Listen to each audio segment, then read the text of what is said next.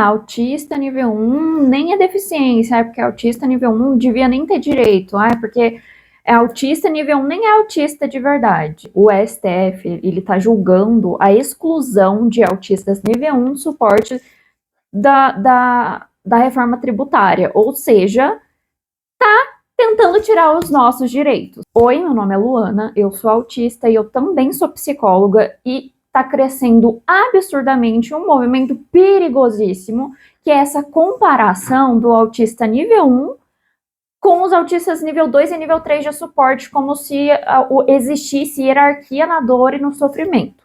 Então, eu tô aqui para falar para vocês os prejuízos que acontecem no autismo, os custos que tem de receber um diagnóstico tardio, por que é tão problemático falar que é o autismo nível 1, autismo leve, e todas essas falas problemáticas querendo comparar o nível 1 do autismo com o nível 2 e nível 3, como se existisse hierarquia na dor e no sofrimento. Então fica aqui comigo que hoje a gente vai debater os direitos dos autistas, os prejuízos que acontecem, o futuro dessa comunidade, dessa população e dessa deficiência, porque é uma deficiência. Vamos começar falando o que é nível 1, nível 2 e nível 3 do autismo. E o que é o autismo, né?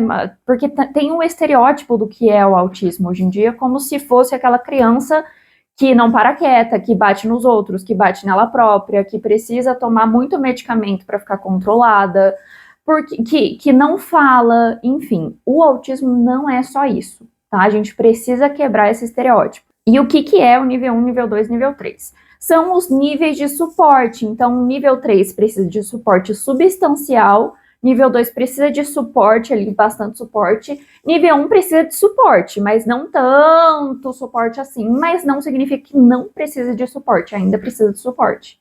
E tem prejuízo, tá? Porque se não tiver prejuízo e não tiver necessidade de suporte, não é autismo. Então, o autismo, ele não é uma linha reta, não é uma coisa linear ali que vai do pouco autista para o muito autista. Por isso que o DSM, que é o Manual Diagnóstico e Estatístico de Transtornos Mentais, colocou nível 1, 2 e 3 de suporte, para conseguir separar as necessidades de suporte de cada um. Então, gente, o nível 1 de suporte precisa de suporte, não precisa de suporte, tá? Só não de suporte substancial como nível 3, mas não vamos comparar, tá? O grande erro da sociedade que está acontecendo é esperar que o autismo venha obrigatoriamente com deficiência intelectual ou que o autista seja não verbal, sendo que também tem uma diferença entre não verbal e não falante, que eu já abordei em outros momentos, em outras redes, mas enfim, vamos continuar. O autismo pode acontecer de a pessoa ser diagnosticada com autismo, com deficiência intelectual e, consequentemente, ter dificuldades com a fala ou não falar nada. Mas também podem existir pessoas autistas que também tenham altas habilidades. Pode ter ansiedade, depressão, toque e outros transtornos, porque um transtorno não anula o outro e, consequentemente, um transtorno pode acabar mascarando o autismo. E, por exemplo, das altas habilidades. Se a pessoa é autista e tem altas habilidades, as altas habilidades podem fazer com que essa pessoa desenvolva habilidades que mascarem ainda mais o TEA, porque o TEA, ele, principalmente em mulheres, tem o fenômeno que é o masking, né, que é o ato de você mascarar os seus sintomas, suas características do autismo, porque a sociedade trata aquilo como uma monstruosidade, enfim. Você é considerada estranha, você é considerada esquisita, você é excluída da sociedade porque você se comporta de uma maneira que a sociedade acha errado. Então você aprende a mascarar os seus sintomas para você se encaixar em alguma parte dessa sociedade problemática. Então, não necessariamente o autismo vai vir com deficiência intelectual. Às vezes, podem vir com altas habilidades que vai dificultar ainda mais o diagnóstico. E quando a gente fala de mulheres, é pior ainda, porque as mulheres, elas são incentivadas a ter um comportamento tímido, a serem submissas, a serem quietinhas, que é um comportamento muito presente em mulheres autistas. E por isso, antigamente, o autismo era considerado de prevalência masculina, porque os instrumentos de avaliação, o autismo em si, ele era estudado voltado para a população masculina. Então, não tinha um olhar clínico, médico, psicológico, profissional para mulheres autistas, por conta da sociedade. O social interfere muito na avaliação de transtornos. E aí não é porque uma pessoa tem altas habilidades de autismo que ela não sofre tanto quanto o outro. Não existe isso de tanto quanto o outro. Um sofrimento não anula o outro. É a mesma coisa que você olhar para uma pessoa que quebrou o braço e fala, não, sua dor nem é tudo isso, nem é para tanto, nada a ver, porque a outra pessoa quebrou as duas pernas. É dor do mesmo jeito, entendeu? De formas diferentes, mas ainda assim é dor. Tá, aí agora vamos falar dos prejuízos que acontecem no autismo e vamos falar sobre o índice e a taxa de suicídio em pessoas autistas, porque, gente, é preocupante, tá? Mas antes da gente falar sobre o índice e a taxa de suicídio, a gente vai falar sobre a camuflagem, que faz parte dessa linha até chegar a essas taxas de suicídio, depressão e outros transtornos mentais por conta da falta de diagnóstico e a falta do tratamento do transtorno do espectro autista, enfim, em pessoas que receberam diagnóstico tardio, que não receberam diagnóstico. Foi o que eu falei do masking. A pessoa, às vezes ela fala, esse barulho tá me incomodando, essa textura dessa roupa tá me incomodando, enfim, o seu toque tá me incomodando, eu não quero que você me abrace, e essas pessoas são taxadas de quê? De frescurentas, de dramáticas, de sensíveis demais. E aí essas pessoas aprendem a mascarar todos esses incômodos, essas sensibilidades sensoriais que julgaram drama, esquisitice, frescura. E aí o custo desse masking muitas vezes é o burnout. Autista, no caso, não o burnout profissional, que é justamente essa sobrecarga do cérebro em ser alguém que essa pessoa não é, em negligenciar todos esses sintomas, todas essas sensibilidades sensoriais em prol da sociedade, em prol de conviver ali em sociedade, porque a gente precisa viver em sociedade, só que essa sociedade acaba fazendo a gente se isolar. E esse isolamento acaba fazendo com que a gente fique mais vulnerável a muitos transtornos mentais, como a depressão e a ansiedade. Então, eu até peguei essa meta-análise aqui, que é sobre traços autistas e a camuflagem. Eu vou pegar alguns dados desse estudo aqui para trazer para vocês, para ver se a galera pega um pouco os prejuízos reais do autismo nível 1, porque continua sendo uma deficiência, mesmo que as pessoas não vejam os prejuízos, porque tem, mas essas pessoas camuflam. Então vamos a essa questão de diagnóstico tardio. Eu vou olhar para cá porque eu vou ler os dados que eu trouxe, tá? Vou pegar só umas partes, mas se vocês quiserem eu posso deixar em algum lugar o link do estudo. O fenômeno, que geralmente depressão, ansiedade, outros transtornos, ou até mesmo o TEA, ele só é identificado após a ocorrência do sofrimento, ou seja, você precisa ver o sofrimento, as outras pessoas precisam ver o sofrimento. Em parte porque a camuflagem pode acontecer inconscientemente, então às vezes você só aprendeu inconscientemente que aquele comportamento seu é considerado estranho, então você aprendeu que você precisa mascarar. E pode passar despercebida até que problemas de saúde mental se manifestem. Então, o seu sofrimento, ele tem que manifestar para as outras pessoas verem, para que você seja validado, para que a sua dor seja validada. Se a sua dor não for visível para os outros, então ela não existe para os outros. Gente, existe sim, isso é só o que a sociedade faz parecer ser que realmente é para a sociedade. E aqui, gente, é amplamente aceito que a camuflagem está associada a uma saúde mental mais precária, justamente por causa de tudo aquilo que eu falei. Você se isola porque você entendeu que tais características suas são consideradas erradas, estranhas, enfim, porque você acaba se perdendo da própria personalidade para você tentar se encaixar numa personalidade que a sociedade diz ser a certa, e consequentemente você não consegue ter relações genuínas com outras pessoas porque você não sabe nem mais quem você é. E aí, quando algumas pessoas, que é outro dado que eu vou trazer, algumas pessoas são mais sensíveis a rejeições. Então, quando você sofre rejeições seguidas porque você é uma pessoa diferente, que tem prejuízos, porque ser autista não é só ser uma pessoa que vive no mundinho dela, que vive de um jeito diferente, não, tem prejuízos, é um ruim pra caramba. Mas existem pessoas que são mais sensíveis a isso. E aí é o que fala esse estudo também. Aqueles que são mais sensíveis a essa rejeição social, mais conscientes das diferenças sociais ou mais autocríticos, que, vamos lá, gente, um parênteses aqui, essas pessoas que têm uma sensibilidade maior à rejeição social, mais conscientes sobre diferenças sociais E tem mais autocrítica também são até características associadas a altas habilidades, que é outra coisa que faz o TEA ser mais dificilmente diagnosticado, tá? Ou mais autocríticos podem não apenas apresentar uma saúde mental mais precária, mas também sentir uma necessidade maior de camuflar seus traços autistas para evitar futuras rejeições sociais. Então, quanto mais você percebe alguma coisa com relação ao seu comportamento, mais você tende a mascarar para evitar essa rejeição social. E é por isso que é muito importante a terapia também. Mas, aí tem uma questão. Quando você busca terapia com tudo isso, que, eu tô percebendo tal e tal sintoma, eu acho que pode ser autismo. Muitos profissionais vão olhar para sua cara e vão falar, nossa, mas você nem parece. Então é ainda mais difícil você achar um tratamento adequado com um profissional qualificado e decente, profissional, ético, qualificado, que não vá falar isso para você. E aí essas pessoas acabam ficando sem o tratamento porque sabem que muitos profissionais falam isso. Eu mesma, que sou psicóloga, sou autista, até mesmo já era diagnosticada antes de buscar uma psiquiatra. A psiquiatra olhou pra minha cara e falou que não, eu não parecia autista porque o filho dela era autista e eu não era igual ao filho dela. Então, assim, existem muitos profissionais que fazem isso, não é coisa assim, é aquele, não, são muitos. E aí, como que você espera que uma pessoa que já tá com a saúde mental prejudicada procure mais tratamento se já passou por esse tipo de violência? E aí me vem mais essa violência de falar que autismo nível 1 nem é autismo, nem tem prejuízo, porque só querem chamar atenção. De onde vocês estão tirando isso, gente? E aí, toda essa questão da camuflagem, da saúde mental precária, a gente entra naquilo que eu falei das taxas e do índice de suicídio. Mais uma pesquisa aqui, gente. Pesquisas recentes apontam para uma conclusão clara. Pessoas autistas estão pensando em suicídio e morrendo por suicídio em altas taxas.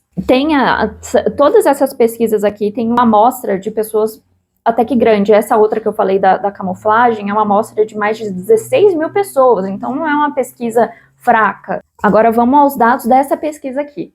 As pesquisas dos últimos anos demonstraram que pessoas autistas têm maior probabilidade de morrer por suicídio do que pessoas não autistas, até por conta desses maiores prejuízos na saúde mental, falta de tratamento, falta do diagnóstico, que consequentemente leva a um diagnóstico errado, que consequentemente leva para um tratamento errado e pode agravar ainda mais aquele quadro clínico. Com base em dados de uma meta-análise recente, 20% das crianças e adolescentes autistas relataram ideação suicida no último ano e 10% relataram tentativas de suicídio. Isso em crianças e adolescentes. Crianças e adolescentes autistas, agora não autistas. Crianças e adolescentes não autistas relatam taxas comparativamente de 14,2% para pensamentos suicidas, ou seja, ideação suicida, e 4,5% para tentativas de suicídio.